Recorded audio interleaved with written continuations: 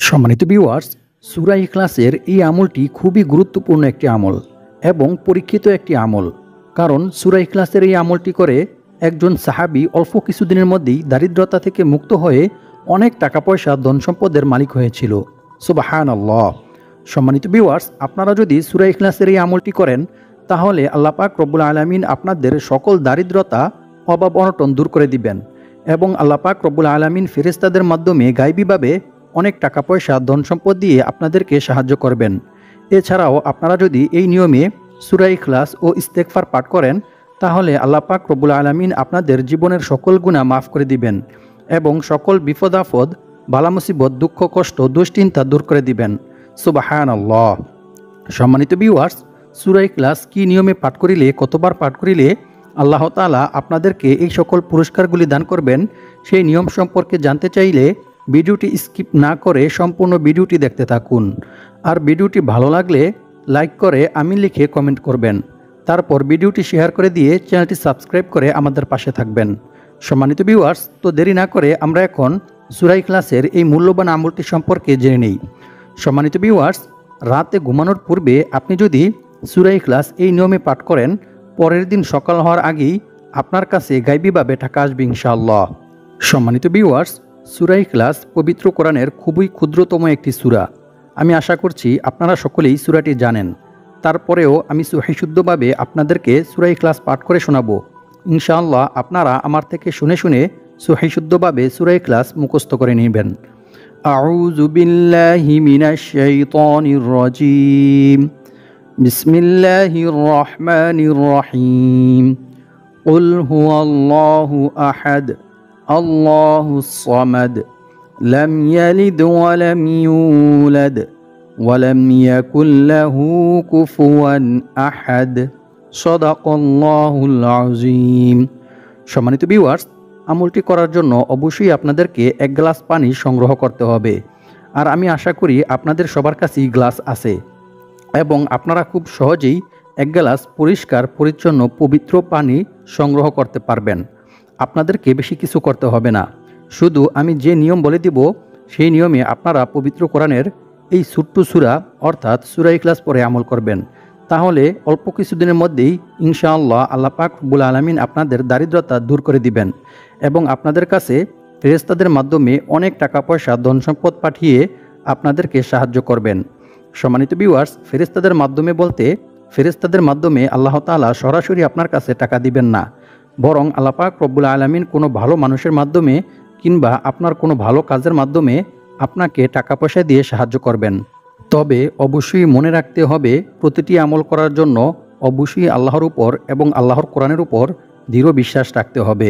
তবেই আপনি আমলটি করে রেজাল্ট পাবেন এবং উপকৃত হবেন। অন্যথায় আপনার এই আমল বৃথা হয়ে যাবে। কারণ আল্লাহ তাআলা বলেন, আমি এই কোরআন সৃষ্টি করেছি মুমিনদের শেফার জন্য।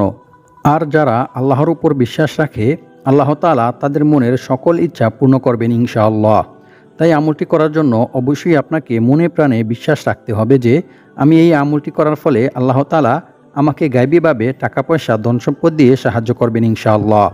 যেভাবে আল্লাহ তাআলা আল্লাহর নবী হযরত ইয়াকুব আলাইহিস সালামকে গায়বীভাবে টাকা পয়সা দিয়ে সাহায্য করেছিলেন। সম্মানিত ভিউয়ার্স, আপনারা যদি আমার বলা নিয়ম মেনে আমলটি করেন তাহলে অবশ্যই আপনারা সকলেই টাকা পাবেন ইনশাআল্লাহ।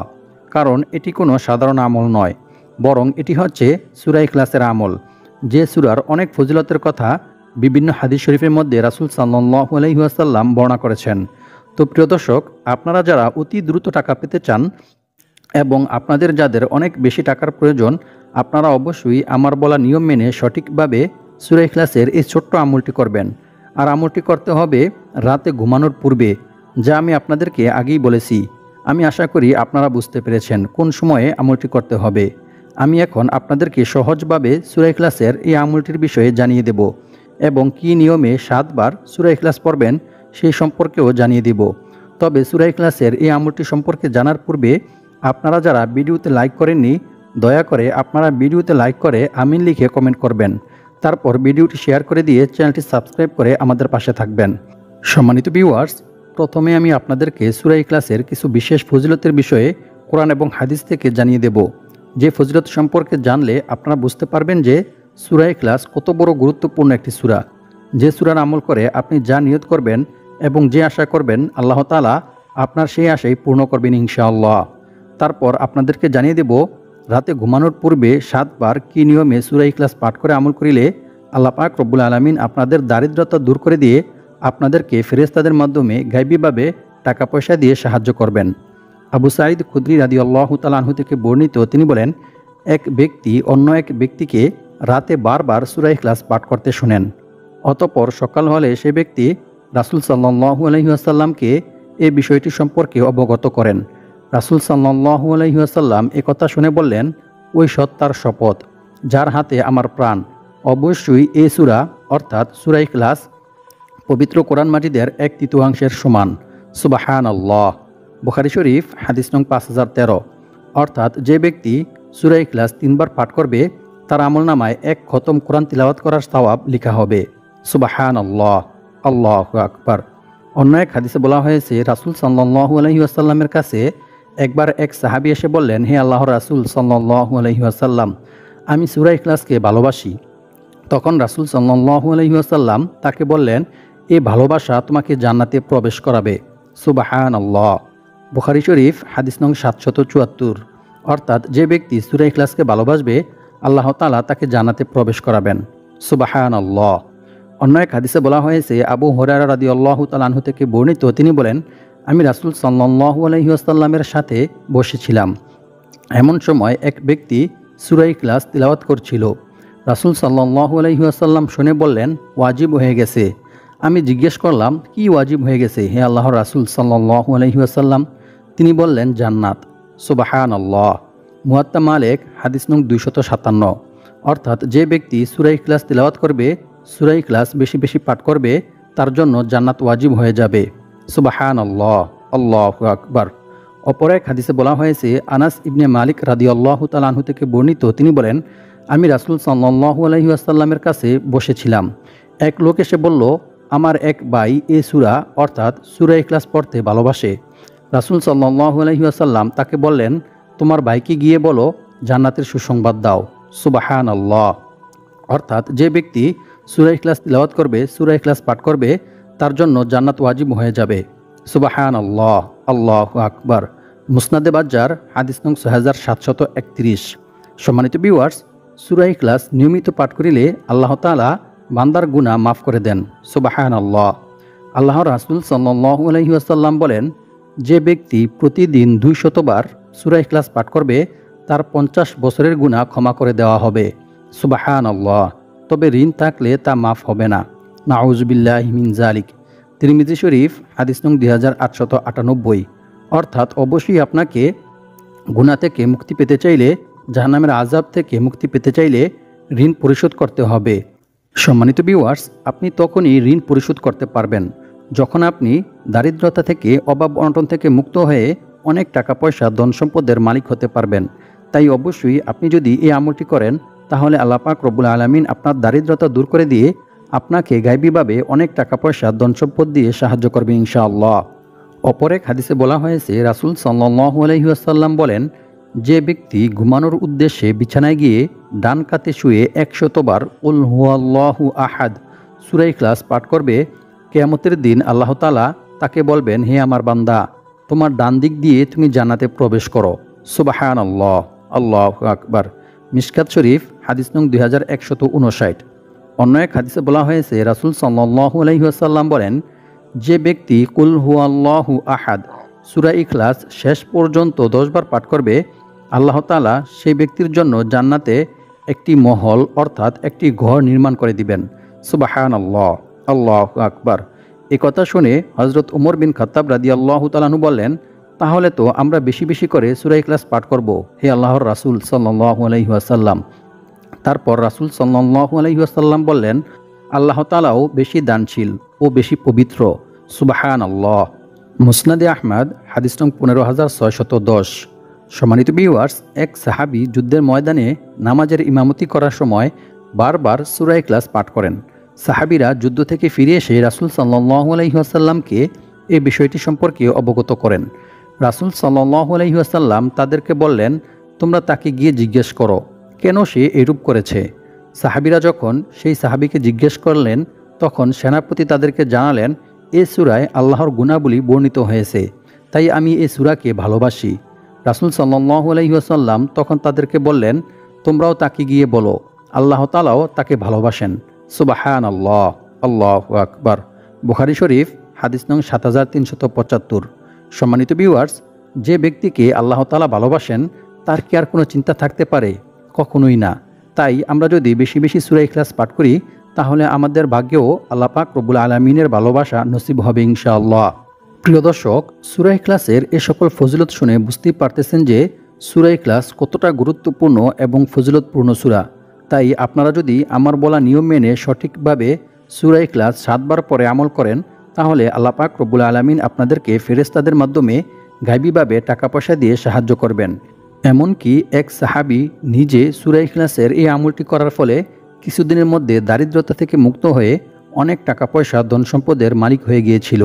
সুবহানাল্লাহ। প্রিয় ভিউয়ার্স, কিছুক্ষণ পর আমি আপনাদেরকে সূরা ইখলাসের এই ছোট্ট নিয়মটি সম্পর্কে জানিয়ে দেব। তার আগে প্রথমে আপনাদেরকে আমলটি করার জন্য অবশ্যই ওযু করে পাক পবিত্র হতে হবে এবং এশারের নামাজ জামাতের সহিত আদায় করতে হবে এবং 2 রাকাত নফল নামাজ অর্থাৎ 2 রাকাত সালাতুল হাজত নামাজ আদায় করতে হবে। কারণ নফল নামাজের পরে আল্লাহ তাআলার কাছে কিছু চাইলে বা কোনো আমল করিলে আল্লাহ পাক রব্বুল আলামিন সেই আমল কবুল করেন এবং বান্দার সেই চাওয়া আল্লাহ তাআলা কবুল করেন। তাই অবশ্যই আপনাদেরকে 2 রাকাত সালাতুল হাজত নামাজ নফল নামাজ আদায় করতে হবে। সম্মানিত ভিউয়ার্স, আমলটি করার জন্য অবশ্যই আপনাকে রাতে এশারের নামাজ জামাতের সহিত আদায় করতে হবে। আর মেয়েরা ঘরেই আদায় করবেন। তারপর একটা পরিষ্কার পরিচ্ছন্ন পবিত্র গ্লাস নেবেন। সেই গ্লাসে 1 গ্লাস পবিত্র পরিষ্কার পানি নেবেন। তারপর একটি বিশেষ ইস্তেগফার পাঠ করবেন। প্রথমে আমরা ইস্তেগফার পাঠ করার গুরুত্ব ও ফজিলত সম্পর্কে কিছু হাদিস জেনে নেব। রাসূল সাল্লাল্লাহু আলাইহি ওয়াসাল্লাম বলেন, আল্লাহ তাআলা ওই ব্যক্তির চেহারা উজ্জ্বল করে দেন যে ব্যক্তি আমার কোনো হাদিস শুনেছে অতঃপর তা অন্যের কাছে পৌঁছে দিয়েছে। সুবহানাল্লাহ। সুনানে আবু দাউদ, হাদিস নং 515। সম্মানিত ভিউয়ার্স, আপনারাও যদি ভিডিওটি শুনে শেয়ার করে দেন এবং আপনাদের দ্বারা অন্যরাও শুনতে পারে তাহলে আপনারা এই হাদিসের ফজিলত অর্জন করতে পারবেন। আল্লাহ তাআলা আপনাদের চেহারা উজ্জ্বল করে দিবেন। সুবহানাল্লাহ।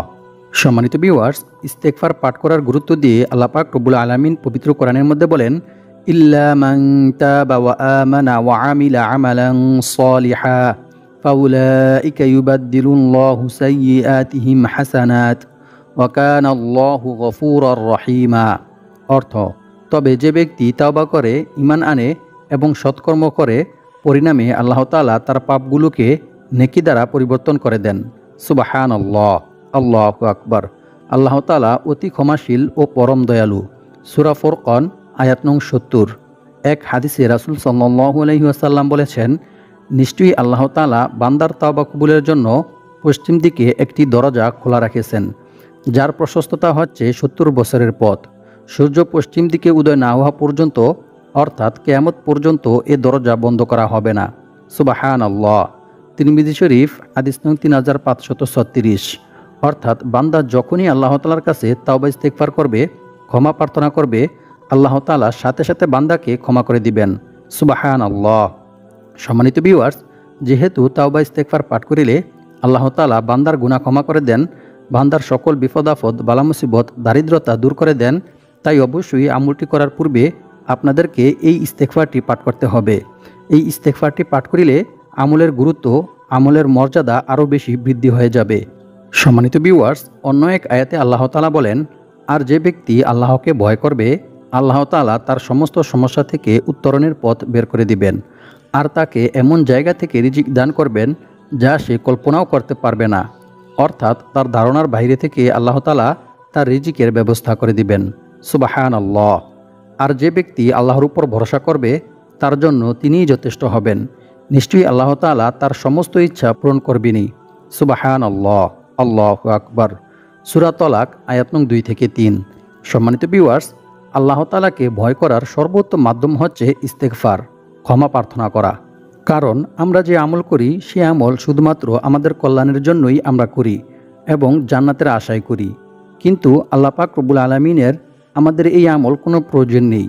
আমরা এই আমল করিলে আল্লাহ তাআলার কোনো লস নেই এবং কোনো লাভও নেই। বরং আমরা যদি আল্লাহকে ভয় করি এটাই আল্লাহ তাআলা অনেক ভালোবাসেন এবং অনেক পছন্দ করেন।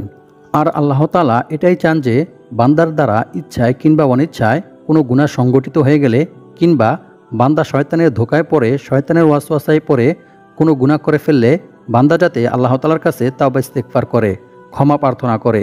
আল্লাহর ভয়ে, আল্লাহর আযাবের ভয়ে বান্দা যেন আল্লাহ তাআলার কাছে ফিরে আসে, আল্লাহ তাআলার দরবারে মাথা নত করে। আর আল্লাহ তাআলা এটা অনেক ভালোবাসেন, অনেক পছন্দ করেন। আল্লাহর রাসূল সাল্লাল্লাহু আলাইহি ওয়াসাল্লাম বলেন, মরুভূমিতে হারিয়ে যাওয়া উট খুঁজে পেয়ে উটের মালিক যতটা খুশি হয়, যখন কোনো গুনাহগার বান্দা আল্লাহ তাআলার কাছে তাওবা করে, ক্ষমা প্রার্থনা করে, তখন আল্লাহ তাআলা এর চাইতে বেশি খুশি হন। সুবহানাল্লাহ, আল্লাহু আকবার। সুতরাং বান্দা আল্লাহ তাআলার কাছে তাওবা ইস্তেগফার করিলে, ক্ষমা প্রার্থনা করিলে আল্লাহ তাআলা অনেক খুশি হন। আল্লাহ তাআলা বান্দার এই ভয়কে, বান্দার এই তাকওয়াকে অনেক পছন্দ করেন। আল্লাহ তাআলা বান্দার নেক আমল দেখেন না, বরং আল্লাহ তাআলা বান্দার তাকওয়া দেখেন। বান্দা আল্লাহ তাআলাকে কতটুকু ভয় পায়, আল্লাহর ভয়ে কতটুকু আল্লাহর হুকুম মান্য করে, আল্লাহ তাআলা এটাই দেখেন। অন্য এক হাদিসে বলা হয়েছে, রাসূল সাল্লাল্লাহু আলাইহি ওয়াসাল্লাম বলেন, যদি তোমরা গুনাহ না করতে তাহলে আল্লাহ তাআলা তোমাদেরকে ধ্বংস করে দিয়ে তোমাদের পরিবর্তে এমন এক জাতি দুনিয়াতে পাঠাতো যারা গুনাহ করত এবং আল্লাহ তাআলার কাছে ক্ষমা প্রার্থনাও করত, আর আল্লাহ তাআলা তাদেরকে ক্ষমাও করে দিতেন। সুবহানাল্লাহ, মুসলিম শরীফ। সুতরাং আমাদের দ্বারা গুনাহ হবে, এটা স্বাভাবিক। তবে গুনাহ করার পর যারা আল্লাহ তাআলার কাছে ক্ষমা প্রার্থনা করে, তাওবা ইস্তেগফার করে, তারা অতি উত্তম। আল্লাহ তাআলা তাদেরকে মাফ করে দেন এবং আল্লাহ পাক রব্বুল আলামিন তাদের সকল প্রয়োজন মিটিয়ে দেন। সুবহানাল্লাহ। এই সম্পর্কে রাসূল সাল্লাল্লাহু আলাইহি ওয়াসাল্লাম বলেন, যে ব্যক্তি ইস্তেগফার তথা ক্ষমা প্রার্থনা করাকে নিজের জন্য আবশ্যক করে নেবে, আল্লাহ তাআলা তাকে গায়বীভাবে রিজিকের ব্যবস্থা করে দিবেন। সুবহানাল্লাহ, আল্লাহু আকবার। সুনানে আন-নাসাই, হাদিস নং 3819। সম্মানিত ভিউয়ার্স, এখন আলোচনা করব সূরা ইখলাস কি নিয়মে 7 বার পাঠ করিলে আল্লাহ তাআলা আপনাকে গায়বীভাবে অনেক টাকা পয়সা, ধন সম্পদ দিয়ে সাহায্য করবেন। সম্মানিত ভিউয়ার্স, আমলটি করতে হবে রাতে ঘুমানোর পূর্বে। তবে আপনাকে অবশ্যই এশার নামাজ জামাতের সহিত আদায় করতে হবে। তারপর আপনি 1 গ্লাস পরিষ্কার পরিচ্ছন্ন পানি নেবেন। সেই পানিতে আপনি 7 বার সূরা ইখলাস পাঠ করবেন। তবে সূরা ইখলাস পাঠ করার পূর্বে আপনাকে একটি দোয়া পাঠ করতে হবে, অর্থাৎ একটি ইস্তেগফার পাঠ করতে হবে। ইস্তেগফারটি হচ্ছে, আল্লাহুম্মা ইন্নী আউযু বিকা মিনাল ফাকরি ওয়াল কিল্লাতি ওয়াল যিল্লাতি ওয়া আউযু বিকা মিন আন আজলিমা আও উজলিমা। অর্থ, হে আল্লাহ, আমি আপনার কাছে আশ্রয় চাই দারিদ্রতা থেকে এবং আপনার কম দয়া থেকে ও অসম্মানী থেকে, এবং আমি আপনার কাছে আরও আশ্রয় চাচ্ছি কাউকে জুলুম করা থেকে অথবা কারো দ্বারা অত্যাচারিত হওয়া থেকে। বুখারী শরীফ, হাদিস নং 1544। অতঃপর আপনি 10 বার দুরূদ শরীফ পাঠ করবেন। তারপর সূরা ইখলাস বিসমিল্লাহির রহমানির রহিম বলে 7 বার পাঠ করবেন। প্রত্যেকবার পাঠ করার পূর্বে বিসমিল্লাহির রহমানির রহিম বলতে হবে। অতঃপর সূরা ইখলাস পাঠ করা শেষ হলে আপনাকে 3 বার দুরূদ শরীফ পাঠ করতে হবে। তারপর আপনি আরও 3 বার ইস্তেগফার পাঠ করবেন। আস্তাগফিরুল্লাহাল আযীম আল্লাযী লা ইলাহা ইল্লা হুয়াল হাইয়ুল কাইয়্যুম ওয়া আতুবু ইলাইহি। এই নিয়মে আপনি সূরা ইখলাসের আমল করিলে আল্লাহ পাক রব্বুল আলামিন আপনার দারিদ্রতা দূর করে দিয়ে আপনাকে অনেক টাকা পয়সা, ধন সম্পদ দিয়ে সাহায্য করবেন ইনশাআল্লাহ। আল্লাহ পাক রব্বুল আলামিন আমাদের সকলকে সূরা ইখলাসের এই আমলটি করে দারিদ্রতা থেকে মুক্ত হয়ে অনেক টাকা পয়সা, ধন সম্পদের মালিক হওয়ার তৌফিক দান করুক। আমিন।